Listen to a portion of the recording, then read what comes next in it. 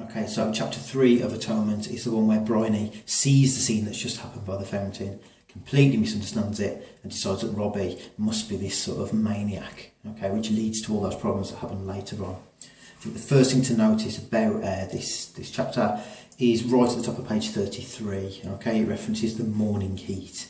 Remember, this is the heat wave that's coming, okay? The war's on its way, but also in the novel, this big storm's going to come, isn't it? And I think we can build up to that, this constant reference to heat. We also get straight after the fact that Emily Tallis wants to bake a roast in this heat. Again, she's out of touch. She doesn't really understand. It's dwelling on that idea of her as this sort of weak and ineffective mother figure. About 5 or 6 lines down page 34, it focuses on Lola. It says she was in the guise of the adult she considered herself at heart to be. There's that real contradiction throughout with Lola, that on the one hand she's a child and a victim, on the other hand she's a dangerous figure who is desperate to be grown up and does pose a threat to everyone else. That's really summed up in the description of what she's wearing a few lines after that. She's wearing a velvet choker and an emerald clasp. So on the one hand she's wearing jewellery and she's desperate to show that she's mature and she understands the world. However, they're both symbols of entrapment, aren't they? A choke around the neck, a clasp, okay? So she's both villain and victim, I think, throughout this sort of text, really. On page 36, Bryony starts to sort of dwell on how everyone else maybe is as alive as she was. About halfway down the page, she says, was everyone else really as alive as she was? And that's what this book sort of dwells on, isn't it? Bryony's trying to put herself into all these heads. She gets it woefully wrong at first, doesn't understand what Robbie and Cecilia's relationship is all about. But I think also in terms of the novel, if you want to talk about the form of the novel, you can really develop that, because literature went from, in the Victorian time, being quite sort of chronological, just like part 1, talking us through this plot, to something that was much more about what's going on in people's heads, the stream of consciousness time. That's what we get in part 2 of Atonement. To then postmodernism, this is much more about, well, what makes a story? How far do the readers form the story as well? So Atonement follows the development of literature. So as Bryony grows up, loses her childhood, the style of the novel changes as well. These are the hints, I think, that that's going to happen.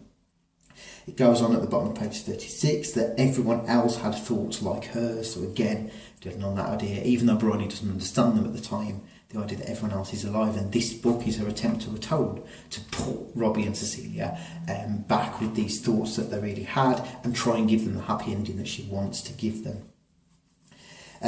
When at the bottom of page 36 it describes how the trials of Arabella has been ruined, it says that the clear and perfect lines have been defaced with the scribble of other minds. So there's that writing metaphor again, okay, that ongoing sort of symbol, I suppose, of writing throughout the novel, where it's like someone just scribbled over the trials of Arabella with how the twins are destroying it. Again, it's a bit of a metaphor for what Bryony does. She writes this novel, she's on however many drafts, and then she does sort of scribble over it, doesn't she really? Not literally, but she tells us, well, that didn't happen, that didn't happen. So again, it's that writing image is going all the way through this novel. Life is a story, childhood is a story, and it can be sort of adapted by different readers and different writers as we go.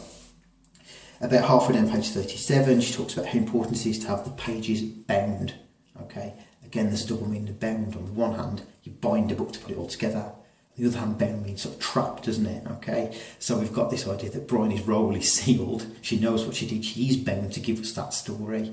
However, the neatness of the story, by having the page bound, also makes it want us to give us a happy ending. Okay, and that's that, again, another sort of contradiction of the novel.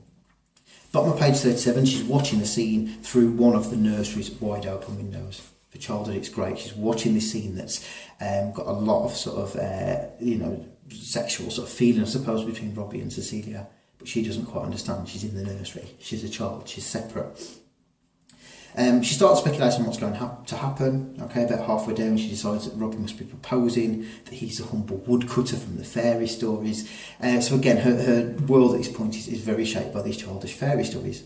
That changes on the second paragraph when it describes that he imperiously raised his hand, that Cecilia dared not disobey.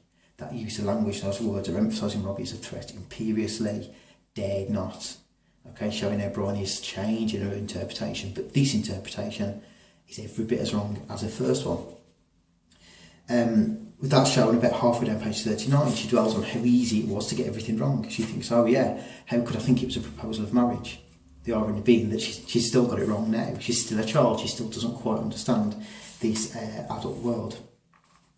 Towards the bottom of page 39, it describes a wet patch that's left behind when they get out to the fountain, and that's the only evidence that anything had gone on. So again, it's a slightly sexual image, you know, this sort of wet patch on the ground, but also focus on this evaporating water. The idea that actually all that will be left behind is what Bryony tells us of it.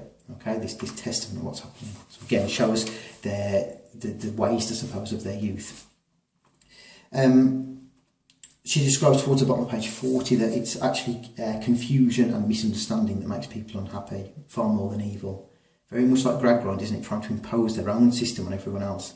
And again, just like with Hard Times, that ruins everyone else's sort of childhood and innocence.